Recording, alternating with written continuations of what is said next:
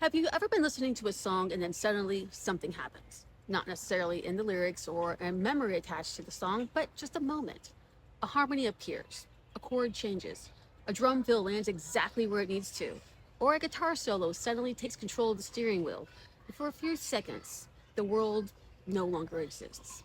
Everything disappears. The dishes, the traffic, the room you're sitting in, the thinking mind itself. And then, for a moment, there is only the music. I've spent most of my life paying attention to these little moments, and not from a music theory perspective or an academic perspective, since I'm a music major, just from curiosity. That's because certain musical techniques seem capable of creating very specific shifts in consciousness. Some create wonder, some create tension, some create release. Some feel like they pull you somewhere, and some feel like they open a doorway or a portal. And over the years, I've started noticing that many of these moments fall into recognizable patterns. So today I want to share a few of my favorites, not to tell you what music should affect you, but to help you notice the moments in your favorite music that already do. Before we begin, I should probably mention that none of these are official musical terms. You won't find the shimmer or the carry in music theory textbooks. These are simply the names I've given to certain experiences I've noticed while listening to music over the years. They're the kind of shorthand or little buzz terms. They're my ways of describing moments that are often difficult to put into human words. Because once you notice these patterns, you start hearing them everywhere. And when you have language for something, it's often easier to recognize when it happens again. So don't worry too much about the categories themselves. Those aren't the point. The experience is the point. Those are simply little signposts pointing to those little musical moments that just kind of make us stop and go, whoa. The first category I want to talk about is what I call the shimmer. This is one of my favorites. It's that strange emotional suspension that happens when music seems to hover somewhere between emotional states. It's not quite happy, it's not quite sad. It's almost as if the music is breathing between major and minor. For a few moments, the mind can't fully decide how it feels about what it's hearing. And that's where something interesting happens because the analytical mind, it likes certainty. It loves its labels. Happy, sad, dark, bright. But the shimmer lives in the space between those things. The music becomes emotionally larger than a single definition. For me, some of the most beautiful examples come from the Beach Boys and the Beatles. Certain Beach Boys harmonies seem to float in this space effortlessly. And toward the end of Strawberry Fields Forever, there's a dreamlike quality where the music feels less like a song and more like a state of consciousness. So the reason I think these moments feel so powerful is because they create emotional ambiguity. The mind stops categorizing and starts experiencing. For a few moments, awareness expands into space. And I'm going to go give an example of my favorite band, Avenged Sevenfold. They have the shimmer in the end of Blinded in Chains and also in some parts in Beautiful Morning, where they obviously have some Beach Boys influence in the harmonies there. The next category I call the mantra. And this one is a little different from the shimmer because instead of creating ambiguity, the mantra works through repetition. A phrase repeats and repeats and repeats and repeats beyond logic and even almost beyond comfort, because eventually something interesting happens because the words stop feeling like information and start feeling like an experience. The analytical mind slowly lets go and the repetition becomes like hypnotic. One of my favorite examples, one of them is from Michael Jackson's "Wanna Be Starting Something." You know that "Mama say, Mama sa, Mama kusa." Because as a kid, I had no idea what he was saying or what words those were, but that's exactly why this is a good example. Because whatever was affecting me wasn't the meaning of the words. Who knows the meanings of them? But the effect was there. And even now, decades later, that section still just, grabs my attention, and not in a frightening way. It's like the music makes a cyclone around you and you're just seized there for the moment until the repetition stops and then you almost feel like a physical release afterwards. And you can hear similar effects in the ending sections of songs like Strawberry Fields Forever as well, and also Blinded and Changed by Avenged Sevenfold. The words themselves, they lose the meaning and the experience takes over. And while the words stay the same, your relationship to them changes. The next category I call the carry.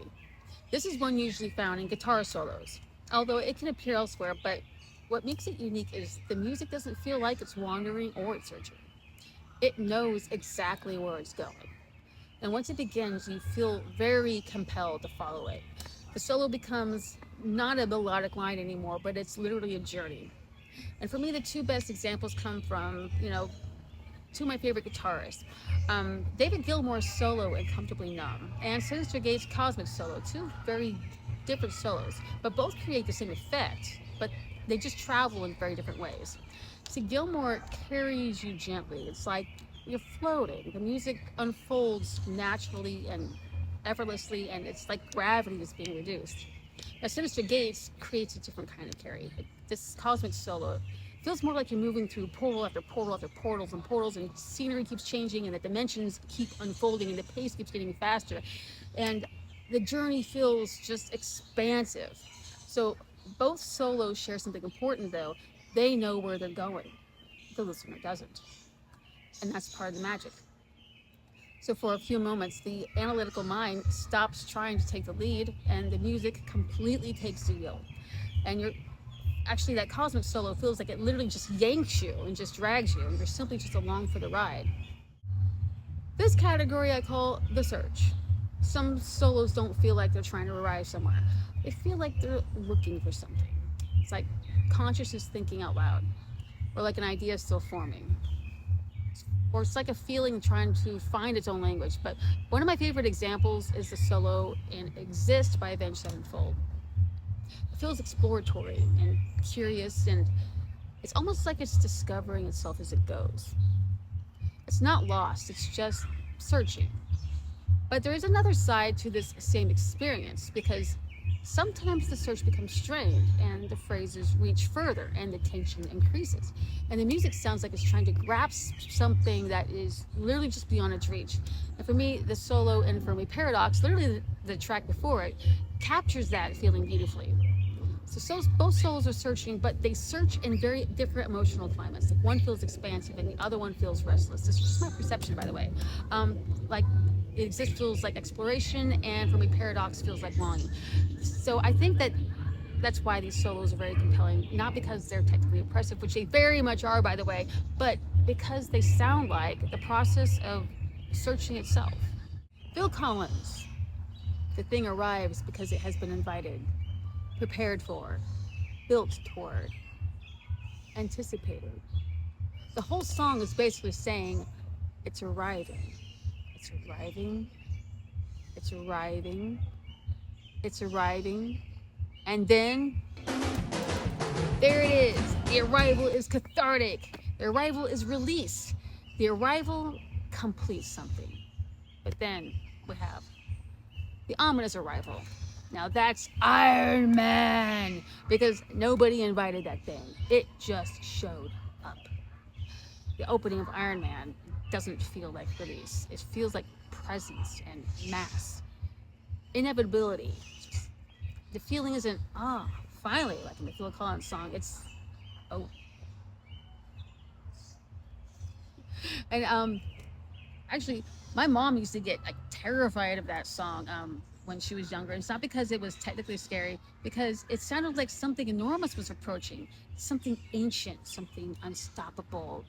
The riff itself almost walks. It's heavy, scraping, and deliberate, and it's like a giant emerging from the fog. The final category is something often called the spirit note. This is actual term. And this one is probably the hardest to explain. And it's not because it's subtle, it's because when it happens, it's anything but subtle. And if you've ever experienced it, then you do know exactly what I'm talking about.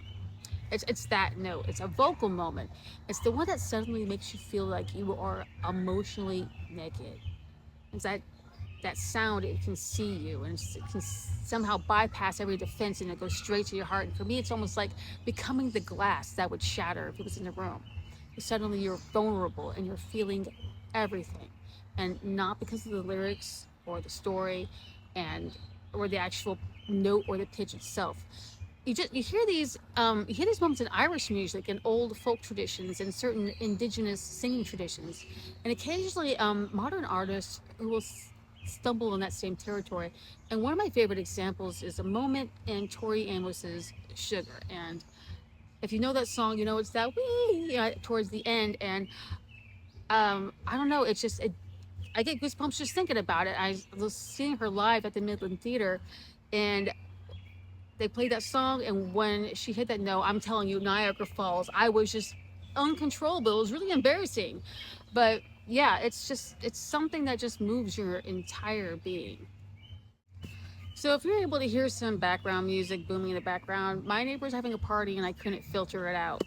But also, as we wrap up, I think it's important to remember that none of this is about solving music. The goal isn't to make something magical and explain it away. The shimmer doesn't become beautiful because you notice the major and minor tension. The Phil Collins drum solo doesn't become less effective because you understand tension and release. And mantra doesn't become less powerful because you recognize repetition. If anything, the opposite happens. You hear one of these moments, and instead of saying, mystery solved, you say, oh, that's one of the ingredients. One thread in the tapestry, just one piece of the puzzle. It's one star in a very large sky, because no matter how much we learn about music, there will always be something left unexplained. Something that still reaches into us and still surprises us. And honestly, that is a very good thing, because the goal is not to destroy the mystery. The goal is to become a better observer of it, and to notice these little holy moments when they appear, and just appreciate them and wonder about them. And maybe fall a little bit deeper in love with music because of them. That's all I got. See you guys.